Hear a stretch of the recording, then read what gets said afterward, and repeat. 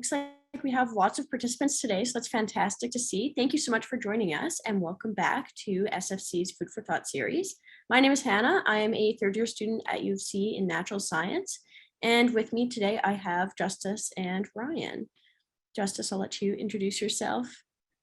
Yeah, sounds good. So I'm Justice Otto. I'm a finance graduate, Bachelor of Commerce from the University of Alberta. I've been with SFC doing work with them for just over a year now. And yeah, I currently live in Calgary and work here. So. And my name is Ryan Fournier, and I've been studying criminology and political science at University of Ottawa for the last 4 years, finishing in 2023, and I've been with SFC the last 6 months. Today we are hosting Rebecca DeMott. Rebecca is a professional engineer with over 12 years of experience in the oil and natural gas industry. The majority of her career has been spent in the field directly supporting day-to-day oil sand production and operations. Lately, though, her career has shifted to become part of the Canadian Naturals Environment and Regulatory Team, which focuses on climate policy and GHG strategies. As part of the Oil Sands Pathway to Net Zero Alliance, Rebecca leads the technical group in charge of oh my goodness gracious, carbon dioxide storage. In addition, she also provides project management support and facilitates collaboration between the different pathway project teams as they work towards their goal of net zero by 2050. Just before I hand the floor over to Rebecca, please know that attendees are encouraged to ask questions throughout the presentation using the Q&A box at the bottom, and we'll address these at the end of the session. So for all of those who are watching live or watching the recording, our word of the day is net zero. Please feel free to send that in to our social media team for a chance to win some sweet merch. And now I'm going to share the spotlight with our guests. So thank you so much for coming and welcome, Rebecca. Thanks so much, Hannah, for the introduction. Anyways, I'll get started here. Hi, everybody.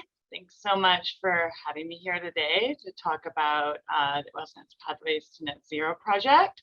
And just fun fact, it's actually our 1-year anniversary today.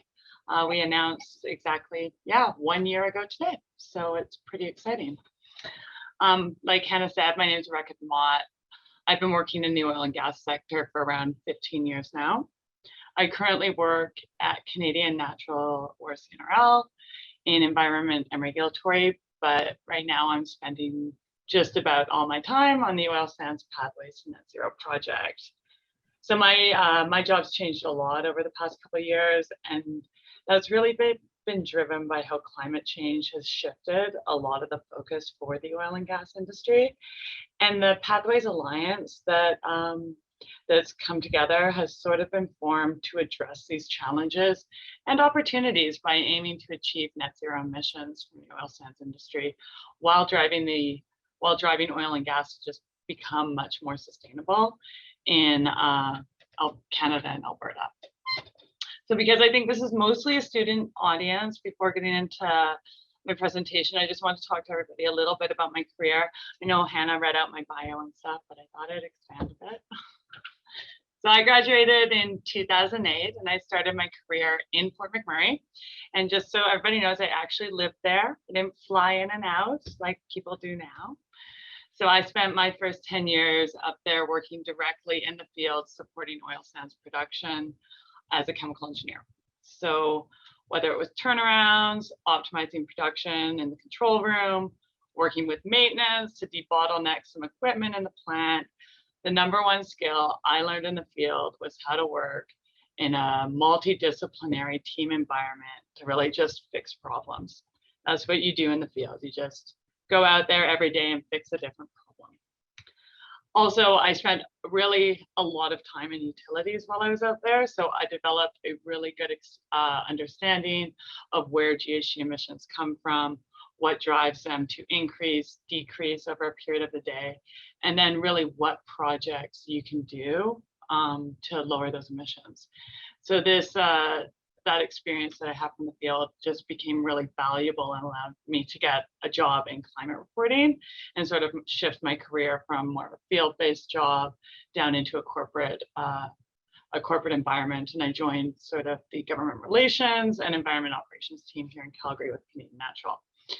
So I'm not sure everybody knows, but climate reporting is something that is really sort of a growth field. So how we measure and report emissions is driven a lot by government policy. And I'm sure a lot of people on the call know that, that we're continuously expanding climate regulations. So it's really it's becoming a really big deal. It's also something that crosses over across every industry in Canada, because everyone is impacted by these policies, and every investor seems to be interested in our emissions. So that was a great experience too. And then from climate reporting, I moved on to this Pathways project, where I played a really big role in developing the foundational project. And I feel that I've really been able to help drive this project forward because of my experience in both the field and in climate reporting. So I think a lot of my experience has led me to this job. So I just want to make it really clear to everybody on the call today that there's really great and exciting careers to be had in the oil and gas industry. And while to a casual observer, the industry may not appear to be great, it's a fantastic place to work, and Pathways Alliance is going to ensure that the oil sands industry moves forward in a sustainable manner to address climate change concerns head on through our goal of achieving net zero by 2050. So that's sort of like what my career's been like. Hannah, do you have the presentation? We'll just boot it up. Yeah, absolutely. I will share it right now. Thanks so much.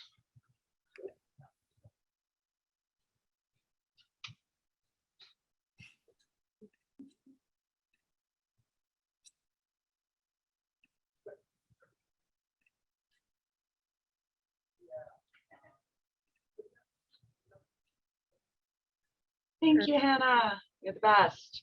No problem. Okay. Can you guys see that okay? I can see it.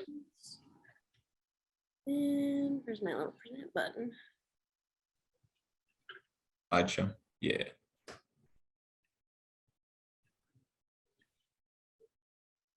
Okay, there we go. All right, take it away. Thanks very much. Okay.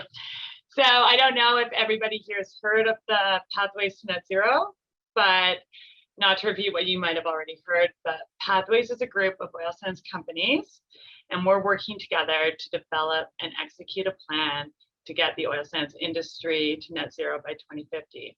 These 6 companies over here, Canadian Natural, Cenovus, Conoco, Imperial, MEG, and Suncor, represent about 95% of oil sands production in Canada. But it's really important to note that our projects are aiming to go after 100% of oil sands emissions. So we're really looking and focusing on driving climate solutions and infrastructure projects that benefit everybody, while still helping Canada really meet its climate goals. Next slide.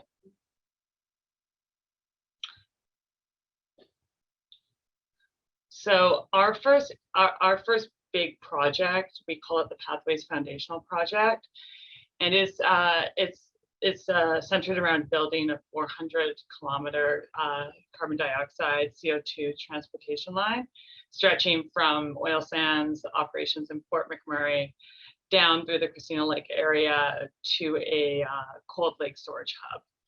And it's going to provide the background. This carbon transportation line and storage hub is going to provide a backbone connecting capture facilities that we're planning to build at oil sands assets along the route. The project is going to be phased in order to expand to a capacity of up to 40 megatons. So that's 40 million tons of CO2 a year by 2050. So capture technology is really the key anchoring project for a few reasons. The number one reason we're looking at capture is it works, and we know how to build these types of facilities. I'm sure you know some examples within Alberta. There's the Quest Carbon Capture and Storage Project. Northwest Refining has and the Alberta Carbon Trunk Line. That's a carbon capture project. And then there's a Weyburn project over in Saskatchewan. The second major reason we're doing it is this project can be executed by 2030 with the right level of government support. There is no other technology that compares and that is going to be ready to go in the next 10 years that will get us the kind of reductions that this capture project will. And number 3 is that it really provides a great foundation for future clean technology development. Some of you on the call have probably heard about hydrogen strategies or blue hydrogen. It gets talked about quite a bit by government. Well, you can't have blue hydrogen without carbon capture. So it really provides a foundation for those types of technologies as well. Next slide, Hannah. So just so you know, Canadian Natural in particular is really a leader in carbon capture technology. And our investments in this technology are kind of second to none in Canada. So Canadian Natural actually owns 70% of the Quest Carbon Capture and Storage project. We have a carbon capture facility at Horizon that captures CO2 off our hydrogen plant there. And we also own 50% of Northwest Refining.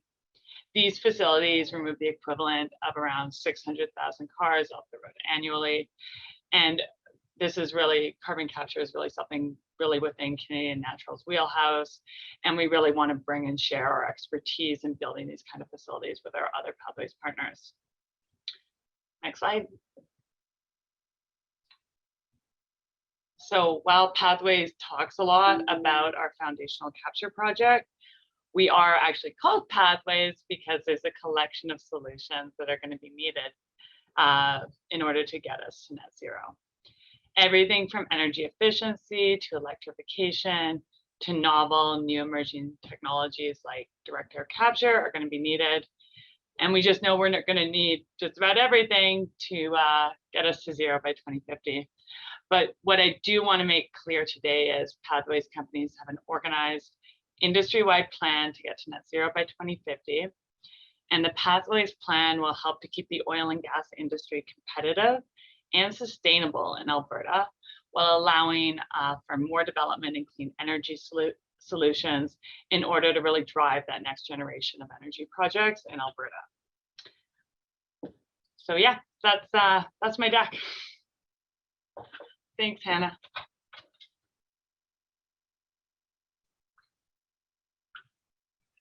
Amazing. Sorry. It sounds like you've got some very, very cool stuff on the go.